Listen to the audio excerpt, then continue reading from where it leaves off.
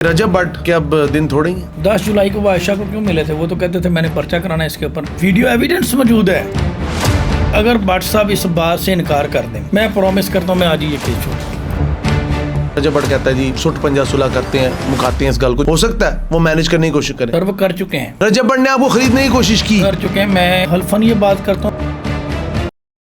रजब भट्ट का फिनोमिना क्या है? आपकी जो आपके साथ जिन्होंने केस दायर किया आयशा जट साहिबा, उनका क्या मौक़िफ़ है?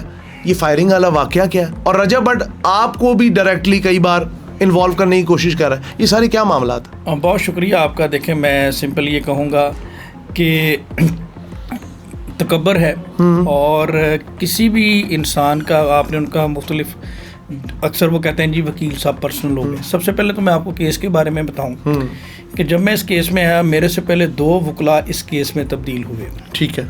सबसे पहले इस मोहतरमा के वकील थे मियाँ बिलाल साहब। अच्छा जी, मियाँ बिलाल साहब उनके वकील थे। और मियाँ बिलाल साहब उस वक़्त इस केस में आए थे कि जब ये FIR रजिस्टर्ड हुई 2025 में, और वो उनके पहले वकील थे और उनके पास एक बड़ी अच्छी अपॉर्चुनिटी थी कि वो इस केस को लेकर जाते और इनको अरेस्ट भी करवा सकते थे, क्योंकि एक हीनियस नेचर का ऑफेंस था। 376 की FIR थी जिसकी सज़ाए मौत है या उम्र कैद है। Heinous crime. हाँ जी। तो मैंने जब ये वीडियो सोशल मीडिया पे देखा तो मैंने कहा ये अब बहुत ही तगड़ी FIR हुई है और इसमें इनका निकलना मुश्किल होगा। अनफॉर्चुनेटली थोड़े दिनों बाद मैंने देखा कि वो शुरू में मियाँ साहब भी बड़े एग्रेसिव नज़र आए, फिर बाद में वो चीज़ें उस तरह से नहीं हो सकी। तो फिर मैंने उसके बाद एक नए वकील साहब आ गए, उन्होंने भी अपने तौर पर एफर्ट्स की। उसके बाद ये ख़तून मेरे पास आई तो मैंने इनको जो है वो रिफ्यूज़ कर दिया, क्योंकि जब ये केस मेरे पास आया मैंने 164 का स्टेटमेंट देखा, मेडिकल देखा और चीज़ें देखी सारी। तो मुझे ये समझ आई कि इस लड़की के साथ साथ इस फाइल के साथ भी रेप हो चुका है। ठीक है। इस फाइल की जो है वो हर पहलू पे उसको मैनेज किया गया है। ठीक है। तो इसलिए मैंने कहा कि यार ये बहुत ही वीक केस है, तो इसमें बेहतर यही है। फिर मैंने उस लड़की को, अल्लाह जानता उसको गाइड करने वाला कौन था, जिस तरह के उसके पॉडकास्ट से और सारे मामला, तो मैंने उसको रिफ्यूज़ कर दिया। अच्छा, उसके बाद फिर वो दोबारा जब मेरे पास आई तो उस वक़्त केस का स्टेटस ये था कि पुलिस ने टोटल 5 मुलजमान हैं। सलमान मेन मुलजम है रेप का। बाकियों की हद तक ये इल्ज़ाम है कि उन्होंने जो वीडियोस हैं उसमें वो डिलीट की हैं, क्योंकि वो वीडियोस बनाता था नाजेबा वीडियोस। सलमान जो मुस्तकिल रजब के व्लॉग्स के अंदर भी होता है, लड़का कज़न है, कज़न खाला का बेटा है, जो मुस्तकिल होता है अक्सर व्लॉग्स के अंदर। जी। तो उस पर फिर इन्होंने जो वीडियोस हैं वो डिलीट की। इनके ऊपर 4 लोगों के ऊपर ये एलिगेशन था, रजब भट्ट, जहांगीर, जवाद और इनके ऊपर। इनके ब्रदर इन लॉ भी इन्वॉल्व है। ब्रदर इन लॉ भी इन्वॉल्व है, इन 4 लोगों के ऊपर ये एलिगेशन था। तो इन 4 को पुलिस ने बेगुनाह करके तो जो है वो रेफर टू कोर्ट कर दिया था कि आप इनको फारग कर दें। ठीक है। तो ऐसे केसेस में नॉर्मली जो होता है एक्सपेक्ट यही किया जा रहा था कि अगली पेशी पे ये केस ख़त्म हो जाएगा, रफा दफा हो जाएगा। हाँ जी, फारग हो जाएगा। इतने अच्छे तरीके से सारे मामला को मैनेज किया गया था, प्रोसिक्यूशन को, हर चीज़ को, कि बस यही था कि बस क्लीन। जब ये मेरे पास आया तो फिर ये दोबारा जब आयशा मेरे पास आई तो मेरे दिल में एक बात आई कि यार हम वकला बिला तफरीक हर शख्स के केस लेते हैं, और मेरी थोड़ी पहले भी प्रैक्टिस इस तरह की रही कि मैं दुआ ज़हरा का वकील था, मैं उसके फादर का, और वो भी एक रेप केस था। उसमें बच्ची ने 5 दफ़ा स्टेटमेंट मुलज़म की हक में दिया था, लेकिन वो मेहदी काज़मी साहब डटे रहे। उसमें एक IG सिंध भी तब्दील हुए। शुरू में इनिशली मैं पंजाब में अपॉइंट हुआ था, बाद में मैं सिंध की भी गया, और जिस स्टेट पे IG सिंध तब्दील हुए थे सर, वो मैं उस स्टेट पे अपीयर हुआ था जस्टिस इकबाल कलोडो साहब की कोर्ट में। ठीक है। और 60 दिन के बावजूद बच्ची ना रिकवर करने की IG साहब को उन्होंने फारग कर दिया। फिर नए IG आए थे गुलाम नबी मेमन साहब। यस। और उस वक़्त DPO लाहौर थे इमरान किश्वर साहब।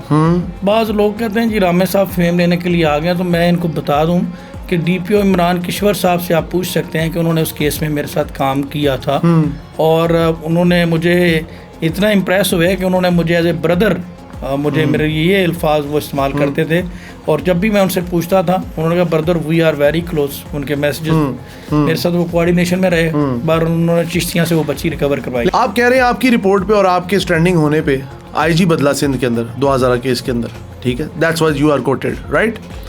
तो क्या ये मैं ये समझूं कि रजब भट्ट के अब दिन थोड़े ही हैं?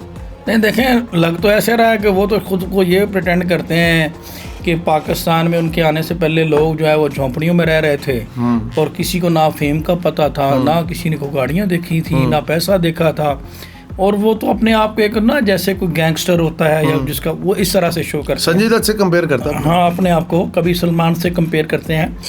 तो बात करने का मकसद ये है कि कानून के सामने ना कोई बंदा पावरफुल नहीं है। कानून के रगड़े में जो आ गया। आपको क्या लगता है रजब भट्ट क्या केस मैनेज करता है या मिनिस्ट्रियल लेवल पे लोग इसे सपोर्ट करते हैं? नहीं, लोगों ने मिनिस्ट्रियल लेवल पे इसकी इतनी औकात ही नहीं है, इसका इतना इसको क्या सपोर्ट करना है। अपने तौर पर कायदे आज़म का कमाल है, आप ये समझ लें, ठीक है, वो चलता है तो मामला थोड़ा बहुत। ये ज़रा तनसीक कर दिया करें, लोग कुछ का कुछ समझ जाते हैं। नहीं, वो ये लोगों को पता ही है ना कि जब कभी आपका काम ना हो रहा हो तो कायदे आज़म से बड़े बड़े काम आसान हो जाते हैं। लेकिन अभी तक कोई सामने ऐसा केस भी नहीं आया। बाज़ केसेस में इन्होंने अपोजिट पार्टी को चाय वाय पिला के तो मामला वाइंड अप हो गए। तो इस तरह से ही करके बाकी। डू यू थिंक कि जो मियाँ बिलाल एडवोकेट है जिनका आपने जिक्र किया, जो इस केस के अंदर पहले वकील थे मौक्कल के आपके साथ, और उन्होंने इस केस को मैनेज किया, ठीक है, अब वो रजब भट्ट के साथ टिकटॉक्स में भी नज़र आ रहे हैं और बाकायदा उन टिकटॉक्स को प्रमोट किया जा रहा है। आई डोंट नो इसके बिहाइंड एजेंडा किसका। आपको क्या लगता है कि बिलाल साहब आगे जाके आप पे भी प्रेशराइज होंगे? नहीं, बिलाल साहब ने मेरे ऊपर प्रेशराइज क्या होना है। यहाँ पे देखें, कोई कुश्ती तो होनी नहीं, कोई फाइट तो होनी नहीं कि जो पिछले जितने भी केस है रजब भट्ट के वो नूरा कुश्ती नहीं साबित हुए। वो नूरा कुश्ती साबित हुए हैं। लेकिन यहाँ पे बात यह है कि मामला मैंने आपको बताया कि आ गया एक पढ़े लिखे वकील के पास। तो जब मेरे पास कलम है, मुझे क्या उसमें प्रॉब्लम है?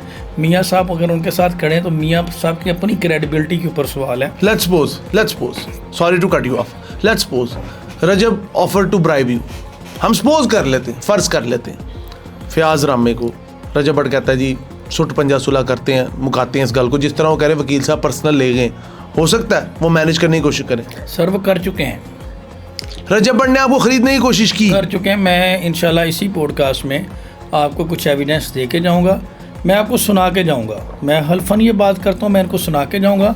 आपने ऑनेस्टली लोगों को बताना है अगर आमिर साहब मुझे दिखा के गए। बिल्कुल ठीक है, तो वो कोशिश कर चुके हैं। बात ये है कि कितना ऑफर किया? यार मैं मार्केट में किसी की इज़्ज़त ख़राब नहीं करना चाह रहा, बहुत थोड़ा किया, ठीक है, वो मार्केट में मैं किसी की इज़्ज़त ख़राब नहीं करना चाह रहा। वो पहले उन्होंने मुझे कोशिश की, जब मैं उनके हाथ में नहीं आया तो फिर 10 जुलाई को मेरा एक सवाल है, 10 जुलाई को वो आयशा को क्यों मिले थे? वो तो कहते थे मैंने पर्चा कराना है इसके ऊपर, इसने मेरी माँ बहन को गालियाँ दी हैं। तो फिर बॉस नवीद की जो एजेंसी है साबर भट्ट साहब के कहने पे 10 जुलाई को वो क्यों मिले थे? They met each other, video मौजूद है, वीडियो एविडेंस मौजूद है। और अगर भट्ट साहब इस बात से इनकार कर दें हल्फन आकर, मैं प्रॉमिस करता हूँ मैं आज ही ये केस छोड़ दूँ। किस लिए मिले थे? मौसम का हाल पूछने के लिए मिले थे? नहीं, मौसम कि मौसम कैसा है? नहीं, ऑब्वियसली कोई बीच की राह तलाश कर रहे होंगे, ठीक है। और उन्होंने उसे वहाँ पे ये भी ऑफ़र की कि मैं 10-20 लाख रुपए देता हूँ, तुम अपना वकील बदल लो, सलमान को रगड़ा लगाओ जैसे, मैनू माफ़ी दे दे बस।